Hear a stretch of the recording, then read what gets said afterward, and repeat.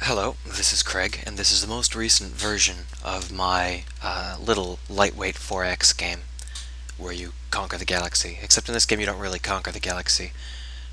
Now, I'm going to go ahead and introduce the changes, and then I'll introduce how to play the game. So if you haven't learned how to play the game, you'll learn how to play the game at the end. Here's the star map. You can see that the two starting AI colors are already here, so you can choose where to put your nation based on where their nations are, so you can be as close or as far away as you'd like. However, one thing you may have noticed in the red text that popped up here, the game starts paused.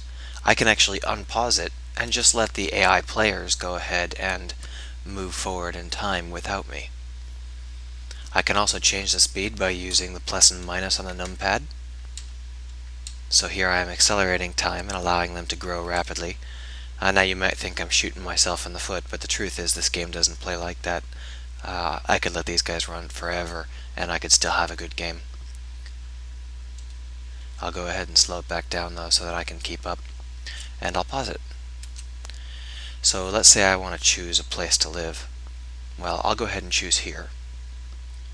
I am now pink, and the way this game plays is that if I click, I can scan these stars, and you have to scan a star before you can do anything with it. The scan is at 0% and staying there because I paused the game. Let's unpause it. See, the scans went pretty quick. I've paused it again. Now I can look at these stars, and I can choose which stars I want to go to. High sustainability worlds can hold many more people, whereas wealthy worlds produce more wealth. And wealthy worlds with a low sustainability are handy because you don't have to worry about damaging the environment, so you get wealth out of them faster. Although in the long run, they have the same amount of wealth. You get the same amount of cash, it's just whether you get it faster or slower. So let's go ahead and inhabit these. I didn't have enough capital. Every gold spark off the top of a world is capital, so now I've got enough capital. So I've built these worlds. Now I can speed it up, slow it down, pause it.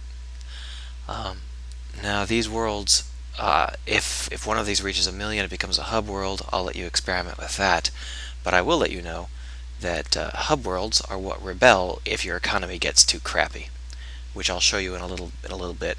However, I want to show you one additional feature that I've added, and that's the abdication feature.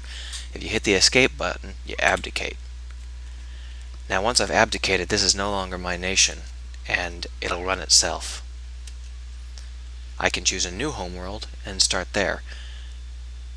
Right now, I don't have any protections against you choosing someone's world, so if I were to click here, it becomes my new homeworld, and poor Red becomes slightly confused.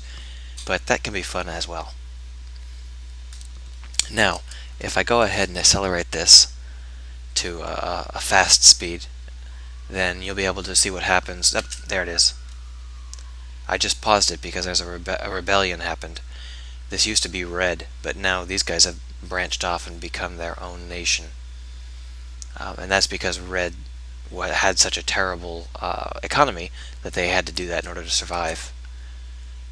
It's not uncommon. This improves a lot of both worlds, but it's not uncommon for war to break out.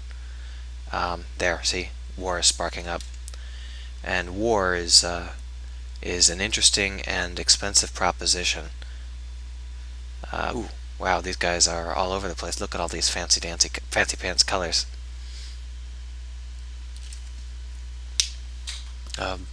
Blue just kind of exploded. Look at all this. You got blue, a different color of blue, and a pink and a green, and this light blue. Here's some gray. Oh, some war is breaking out. And the factions don't have names, unfortunately.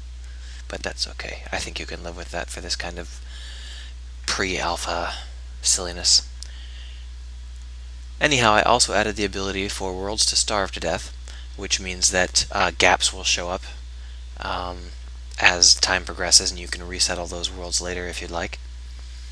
And just in general, I've made it so that the game can go on forever if you want it to, making it restoring it to its somewhat meditative roots. And that's that.